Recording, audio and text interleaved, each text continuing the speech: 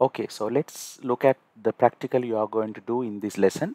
So the coding is behind this. You will be doing it in this.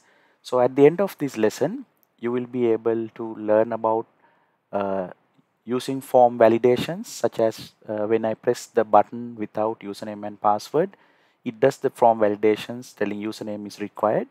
And the beauty of this lesson is you are doing this using built-in ASP.NET validation controls.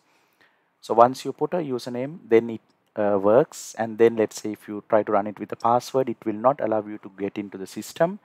It's doing the validation telling password is required. And when we add a password, then only it goes to the next page. So this is what you will be doing in this lesson, and you are using validation controls, plus we'll be discussing about powerful features of validation controls and different ways of activating it. So we are very excited to do the lesson, and let's do the lesson now. Hi everyone. So welcome to the lesson Login Validation Part 4, Validation Controls in ASP.NET, continuation of from Part 3. So we'll be using these tools for this lecture, and make sure you have done these prerequisites before you do this lesson.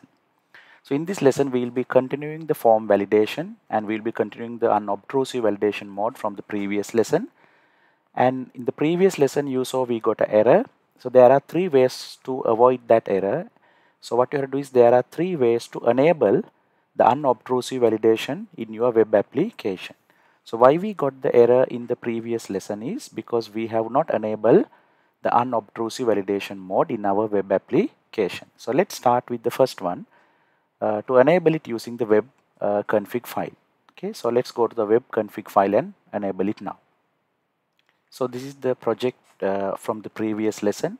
And if you remember, when we click on the login button in the previous lesson, we got this error. So this is because the unobtrusive validation mode is not enabled. So now let's enable as discussed. So the first way is in your project, you have the web.config file. So you just double click on the web config, and you have to just go here and put a entry to enable the unobtrusive validation mode. So directly under configuration, just make some space and make sure to type this code, right? So you have to put this code, and this will enable the unobtrusive validation mode. So with that addition, let's go to the login ASP page and let's run this now. So now let's click the login button with empty username, and now you can see that is the form validation is in action, and it says username is required. But if I put a username and click login, it's working. But now the same thing has to be done for the password as well.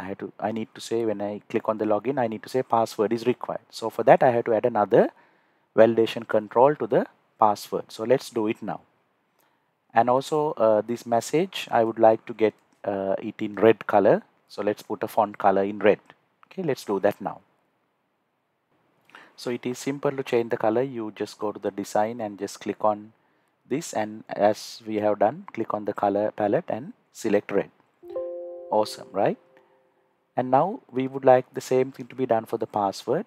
So as said earlier, just click the mouse just next to the password, then go to the toolbox, go to the validation section, and double click on required field validator. And then immediately change the color of that into red, because you know that now. And then do the same thing what you did for the username, right? So just go to the source code and just go next to the password, and ID, I prefer to say password validator. So the ID of the required field validator. So I would like to say password validator, and then I have to give the error message, and then I have to set the control to validate as we did to the username box. Let's do it now. Okay, so what I did was just added the error message telling password is required, and control to validate is the txt password, because you want to validate the txt password. Now let's run with this new addition. Let's click the run button. So the password also now should get validated. So we call this as form validation. So if I click login, you can see it's working. It says username is required and password is also required, right? And let's say if I put a username, then it works. Then let's say if I put a password but not a username, right? See, it works. The validation is working, right? So if I put both of them, so now there's no form validation error, right? And click the login button. So the form validation. So this is how you perform a form validation using ASP.NET built-in form validators. So the form validator I used is required field validator, but there are other validations you can do as well. So I added a required field validator, but if you look here, you can add a range validator, you can have a compare validator, you can add regular expressions to do complex validations or custom validator. What I did is just a required field validator, just to say that I require that input. Okay, so now what I did now is to the login button, I enable that line again. I commented this earlier, so I uncommented it to say response.redirect. So when I click the button, I want it to go to the welcome page. So now when I click the run button, you can see when I click login, the validations are in action. So if I put them, validations are in action. And if I put a username and a password and click the login button, now it takes me to the welcome page. So this is so this was a very simple but very successful lesson about teaching you how to use built-in form validators, right? Built-in form validators. So we covered the first way of doing it, and then there are two more ways of enabling. So now let's look at those two ways of enabling unobtrusive validation mode, right? Let's look at the remaining two methods now. So what I'm going to do now is I'm going to remove this. Instead of removing, I will comment it. So when I comment, this line will not work, right? So the moment I comment it, the validation will not work because you need to enable it. So if I click this and if I run, and with the empty username and a password, okay, so the same error comes now, right? So if I close this one more time and validations, the coding is added. So if I click the login button one more time, right? So it gives me this error. So let's just refresh, right? So why it gives me this error is because the validation is unobtrusive validation is now not enabled. So the other way of doing it is, the second way is you can go to the page and inside the page load, you can enable unobtrusive validation mode. So this is the second way of enabling it. So what you have to do is you have to add this line over here.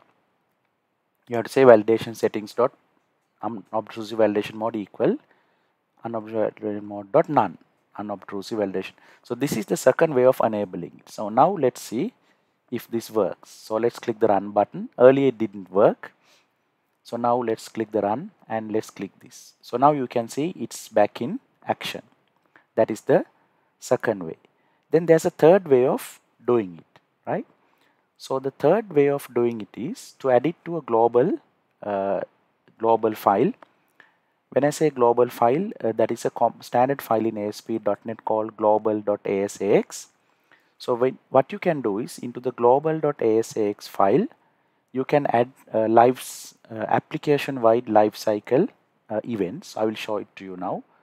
So before that, let's comment this again, so that this is now the second way of enabling I commented. So now I should end up in getting the same error telling that it's not going to validate, right? Because it's not enabled.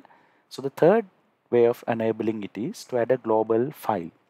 So on your project, right click and say add, and over here say new item, and just over here in the search, just search for global, so you will easily locate. So The file is known as global application class file. Default name is global.asx. Let's keep it and add. So what is this global application class file? It is for the global for the project, and it has lifecycle methods such as application start or session start. So this means when the entire application is starting, if you want to do something, you can write the code over here inside this. So these are lifecycle when a session is starting, when the application is ending. So if the entire application is going to shut down, so let's see if there are 10-15 ASP pages. Application end means when the entire application is closed. Application start means when the entire web application is starting. So over here you can enable the unobtrusive validation mode. The concept here is that you will be using global ASX file to enable this validation. So the same command, same statement, you put it here, what you put into the form load earlier, page load. So you just go and add to the application start, you will add the same line, right? But now over here, when I put that line, I am getting error. If I move the mouse, it says the validation settings does not exist in the current context, which means this is a common error in programming in C# and ASP.NET. So if you get this error, it means you have to import the namespace. So for the validation settings and unobtrusive validation mode, there's a namespace which you have to put at the top. So you have to put it here, then this error will go away. Let's put it now. So the relevant namespace is system.web.ui. These two classes, they are inside this package or the namespace. So just put this here and the error will go away. Okay, now let's run this. So the most important thing is now you got to know about the global application class file, and you got to know that these are global methods, lifecycle methods, and you can put something which when the entire application is starting, you are enabling the unobtrusive validation mode.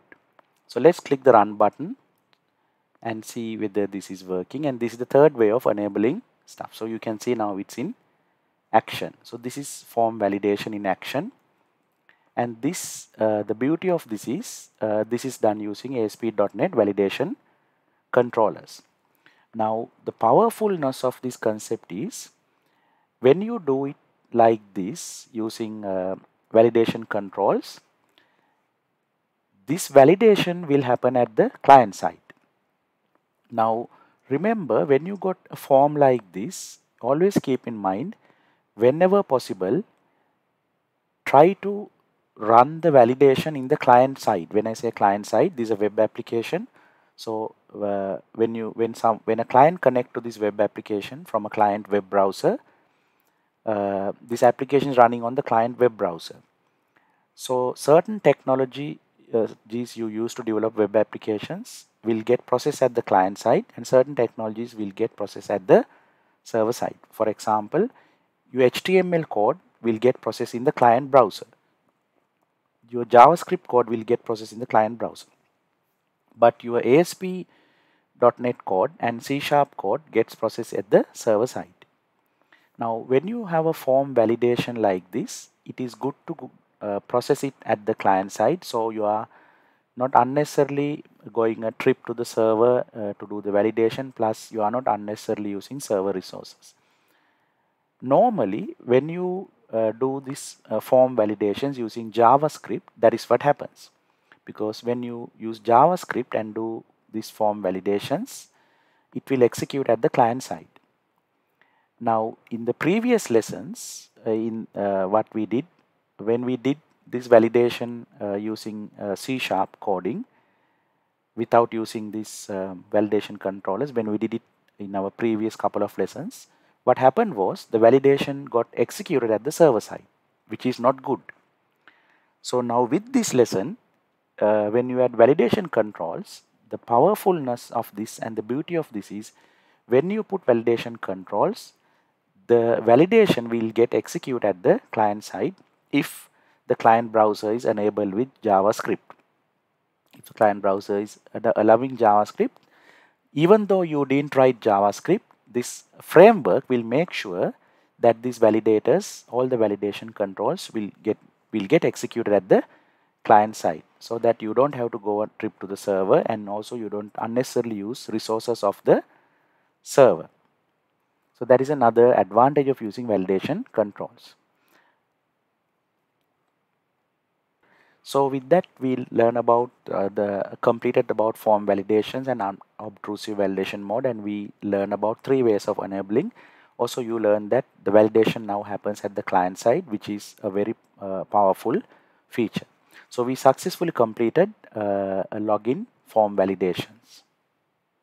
So the next step is, so we did the practical demonstrations and we did this. References we used, always we will be using ASP.NET and C# developer. So what is next is, look at the next lesson to continue forward. So which means now we have a login page and we have form validations, but still we don't do the username password database validation. So look at the next lessons, couple of lessons, for you to learn about how to do the database username password validations. Okay, so see you in our next lesson. See you again.